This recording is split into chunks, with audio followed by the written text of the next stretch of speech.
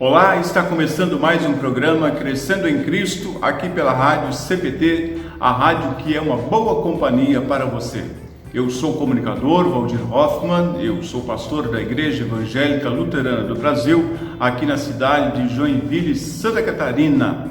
E é uma alegria ter você como ouvinte da nossa rádio. Quero lhe convidar também a interagir conosco através do nosso Facebook, que é www.facebook.com/Rádio da IELB e também pelo youtube.com/Rádio CPT. Você pode também enviar sua dúvida para o nosso e-mail, que é contato@radiocpt.com.br. Anote também nosso WhatsApp, que é o 51 99348 9360. Repetindo, 51 9348 9360. E mande a sua pergunta. Você também pode ouvir o Crescendo em Cristo diretamente do nosso podcast. Lá você pode inclusive fazer o download deste programa e ouvi-lo quando e onde quiser. No programa de hoje vamos estudar o texto de Marcos, capítulo número 16. Marcos 16. Convido você, tendo a sua Bíblia também com você, a abrir e ler conosco Marcos, capítulo 16. Faremos algumas reflexões sobre este capítulo, para que você também entenda um pouco mais a respeito da palavra de Deus e como ela está descrita a partir deste capítulo do livro de Atos, de Marcos.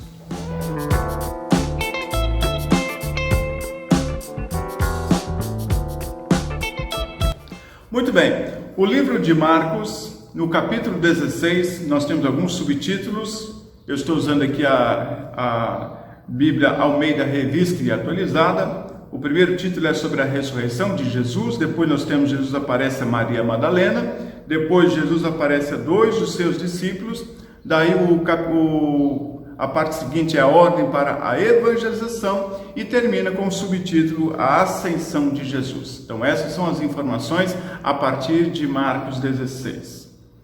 A primeira parte então desse texto, o capítulo 16, versículos 1 a 8, retrata especificamente da ressurreição de Jesus.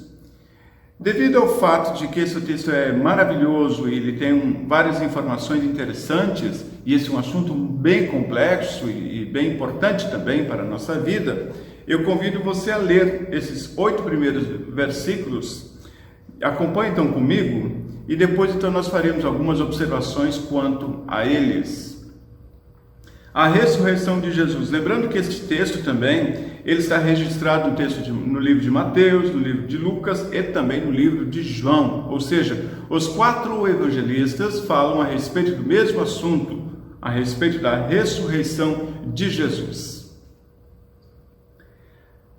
Passado sábado, Maria Madalena, Maria mãe de Tiago e Salomé compraram aromas para irem embalsamá-lo. E muito cedo, no primeiro dia da semana, ao despontar do sol, foram ao túmulo. Diziam umas às outras: quem nos removerá a pedra da entrada do túmulo? E olhando, viram que a pedra já estava removida, pois era muito grande. Entrando no túmulo, viram um jovem assentado ao lado direito, vestido de branco, e ficaram surpreendidas e atemorizadas. Ele, porém, lhes disse: não vos atemorizeis, buscais a Jesus o Nazareno, que foi crucificado. Ele ressuscitou, não está mais aqui, vede o lugar onde o tinham posto. Mas ide, dizei a seus discípulos e a Pedro que ele vai adiante de vós para a Galiléia. Lá o vereis como ele vos disse. E saindo elas, fugiram do sepulcro, porque estavam possuídas de temor e de assombro, e de medo nada disseram a ninguém. Então este é o texto de Marcos 16, 1 até o versículo 8. É bom lembrar alguns destaques que se referem à ressurreição de Jesus. No primeiro versículo diz assim: passado o sábado, ou seja, o dia para os judeus, para os hebreus, começava à tarde, no pôr do sol, e até o dia seguinte no pôr do sol. Enquanto que nós temos o dia que começa na 0 hora, à meia-noite, para eles começa no pôr do sol. Vamos imaginar que por volta de 6 horas da tarde, até as 6 horas da tarde do dia seguinte. Como Jesus ele morreu na sexta-feira, já era 3 horas da tarde, e até tirar o seu corpo e colocá-lo na sepultura, naquelas 3 horas que dava entre 3 horas da tarde e 6 horas da tarde, as mulheres não tiveram tempo para fazer todos os projetos que faziam parte do embalsamento do corpo, o costume, os rituais de sepultamento. Então elas não tiveram esse tempo. E aí aguardaram o sábado, porque no sábado eles não podiam trabalhar, não podiam comprar, não podiam fazer nada. Essa era a regra. Eles guardavam o dia de sábado. Mas terminou então o dia de sábado, como diz aqui o primeiro versículo, passado o sábado, elas foram comprar os aromas para embalsamar o corpo. Então a ideia era, vamos comprar agora, logo amanhã cedo, de madrugada, vamos lá terminar e fazer nosso ritual de sepultamento. Mais ou menos essa era a ideia das mulheres. E assim então elas o fizeram e compraram esses aromas para embalsamar o corpo de Jesus. Então é bom lembrar que este era o ritual feito por eles. Hoje você tem os caixões com as flores, tem o momento do velório, e isso é o que nós fazemos hoje. Na época, então, o corpo era embalsamado, havia uns aromas, uma série de situações que faziam parte daquele ritual. Então, essas mulheres fizeram isso no sábado, já agora no final da tarde, já indo para o domingo. Depois continua dizendo, versículo 2, e muito cedo no primeiro dia da semana. Aqui fala de domingo. Muito cedo aqui, vamos imaginar que fosse já quase madrugada. Na madrugada, ou ao raiar o dia, estas mulheres foram, como diz aqui, ao despontar do sol, elas foram ao túmulo para embalsamar o corpo de Jesus naquele dia. Há outras passagens da Bíblia também que atestam para esse primeiro dia da semana, o dia como sendo o dia da ressurreição de Jesus. Muito bem. Aí nós temos agora os versículos 3 até o versículo 5, um diálogo que ocorre entre elas. Quem vai remover a pedra? Porque a pedra era muito grande e elas tinham aquela dúvida, quem deve nos remover ou ajudar a remover a pedra para que a gente possa então entrar no túmulo e ali fazer o que nós precisamos fazer como esse ritual de sepultamento. Mas o versículo 4 diz que elas se surpreenderam porque, já no versículo, que essa pedra já estava removida. Alguma coisa aconteceu e essa pedra já estava removida. Ou seja, é evidente que nós sabemos que o que aconteceu foi a ressurreição de Jesus. E lá dentro, então, do túmulo, viram um jovem, um anjo, a figura de um anjo. E houve esse diálogo, então, entre esse jovem e esta mulher. E ele diz, então, vocês vão até a Galileia, porque lá vocês vão ver Jesus. Então, esse foi o recado que o anjo deu àquelas mulheres. É evidente que elas ficaram muito preocupadas, ficaram assustadas, como diz o versículo 8, saindo elas, fugiram do sepulcro, porque estavam possuídas de temor, de assombro e de medo, nada disseram a ninguém. Então, o resultado daquela ida delas foi um resultado assim bem... elas ficaram, de certa forma, com muito medo daquilo que estava acontecendo. É evidente que Jesus deixou todos os indícios de que ele iria ressuscitar, mas na cabeça daquelas mulheres e depois na cabeça dos discípulos, isso não foi tão fácil absorverem esta ideia. Eles, de certa forma, parecia que não acreditavam naquilo que Jesus havia dito antes, e quando então percebem que Jesus não está mais na sepultura, eles ficam meio que incrédulos diante daquela situação. O versículo 7 diz, mas ide dizei a seus discípulos e a Pedro, que ele vai adiante de vós para a Galileia, lá o vereis. Esse versículo aqui, já em outros textos, nós também temos uma referência, o próprio Jesus fala a respeito desse assunto. Em Mateus capítulo 26, no versículo 32, diz assim, palavras de Jesus. Mateus 26, 32, diz assim, mas depois da minha ressurreição irei adiante de vós para a Galileia. O próprio Jesus, logo depois quando Pedro foi avisado de que ele iria trair Jesus, ele diz, olha, depois da minha ressurreição, vai acontecer tudo isso, mas depois da minha ressurreição, vocês vão me encontrar na Galileia, na região da Galileia. Por esta razão, então, o anjo aqui, aquele jovem que estava no túmulo, disse para as mulheres: mas ide dizer a seus discípulos e a Pedro que vai adiante de vós para a Galileia, lá o vereis. Em muitos manuscritos originais, esse texto de Marcos termina no versículo 8. Porém, há outros tantos manuscritos, especialmente os manuscritos gregos, eles terminam com o versículo 8. Mas há outros textos também muito antigos que acrescentam os versículos seguintes. E a igreja então acabou optando em também absorver esses versículos seguintes para acrescentar ao livro de Marcos, conforme está aqui agora registrado.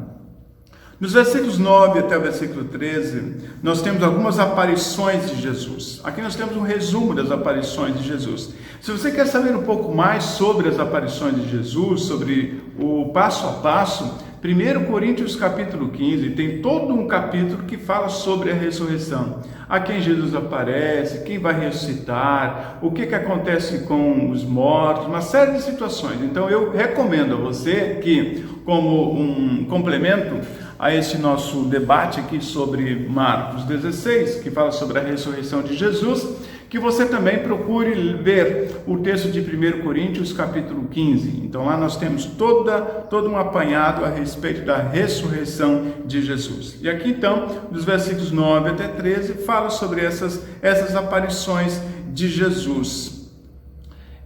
E a gente percebe que no primeiro momento aquelas pessoas também não queriam acreditar naquilo que estava acontecendo, mas a ressurreição de Jesus é uma realidade, é um fato.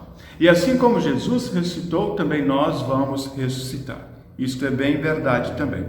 Depois dos versículos 15 até o versículo 16, versículo 15 e 16, nós temos uma ordem de Jesus para a evangelização. Eu penso que seria interessante nós lermos agora os versículos 14, 15 e 16. O 14 diz: finalmente apareceu Jesus aos 11. Lembra que Judas havia se enforcado, morreu. Então Jesus aparece aqui aos 11, quando estavam à mesa, censurou-lhes a incredulidade e a dureza do coração. Ele disse: vocês não acreditaram naquilo que eu disse para vocês. Eu disse que iria ressuscitar e vocês parecem que não acreditaram. Então ele censura a incredulidade deles e a dureza do coração. E depois o versículo 15 diz assim: e disse-lhes: ide por todo o mundo, pregai o evangelho a toda criatura, quem crer e for batizado será salvo, quem porém não crer será condenado. É importante essa palavra de Jesus, porque ela, em Mateus capítulo 28, fala a mesma coisa: ide por todo mundo, pregai o evangelho a toda criatura, batizando-os em nome do Pai, do Filho e do Espírito Santo, e assim por diante. Então, a ordem de evangelização, a ordem para evangelizar é uma ordem dada por Jesus. A ordem do batismo também é uma ordem dada por Jesus. Ou seja, a palavra e o batismo são ordens de Jesus, assim como também a Santa Ceia é uma ordem de Jesus. Quando então nós mencionamos palavra, batismo e Santa Ceia, estamos falando de palavra e sacramentos. Nós acreditamos que haja dois sacramentos, o batismo e a Santa Ceia. E tanto a palavra é uma ordem de Jesus para que ela seja evangelizada, passada adiante, como também a Santa Ceia e o batismo. E aqui então nesse texto especificamente diz assim: quem crer, ide por todo mundo, pregai o evangelho, pregai o evangelho. Esta é uma ordem dada aos discípulos que estavam aqui, e esses discípulos estavam representando a igreja. Ou seja, a ordem de Jesus de evangelizar é para a igreja. Os pastores, a liderança e cada membro da igreja é uma testemunha onde ele estiver. Quando a igreja então tem e absorve isso como sendo responsabilidade e tarefa sua, a igreja tende a ser uma igreja que leve adiante essa palavra de Deus. Nós somos convidados e conclamados a levarmos a palavra de Deus às pessoas. E é evidente que quando estamos falando da palavra de Deus às pessoas, elas também querem, caso ainda não sejam, elas querem ser batizadas. Elas querem levar suas crianças para a pia batismal. Os adultos que não foram batizados também querem ser batizados. O texto do versículo 16 nos responde uma pergunta: será que alguém que não é batizado pode ser salvo? O versículo 16 diz assim: quem crer e for batizado será salvo, quem porém não crer será condenado. A condenação de alguém não está no fato de não ser batizado. A condenação está no fato da sua incredulidade. Porém, toda pessoa que crê em Deus quer ser batizada. Isso é um detalhe importante. Eu estou tão consciente da minha fé cristã, estou tão consciente de quem é Deus na minha vida, eu creio nele de fato, de verdade, e eu sei que no batismo eu tenho o perdão dos meus pecados, então eu me submeto ao batismo, eu quero ser batizado. Aqui estou falando especialmente de pessoas adultas. Uma pessoa adulta que vem ao Evangelho, que chega ao Evangelho, essa pessoa ela quer também se submeter ao batismo, porque o batismo é para aquela pessoa como um selo de confirmação. Eu sou de fato um filho de Deus. E no caso das crianças, que elas ouvem a palavra de Deus, mas não compreendem, o batismo é um meio pelo qual Deus então opera a fé na vida de uma criança. Por isso os pais devem levar as suas crianças à pia batismal, para que recebam essa graça de Deus. Há uma palavra de Deus que diz assim, na própria Bíblia, diz assim: o batismo agora vos salva. Ora, se o batismo salva, o batismo é para a salvação. Portanto, crianças, jovens, adultos devem ser batizados. Nós entendemos dentro da igreja luterana que o batismo ele é efetuado apenas uma vez.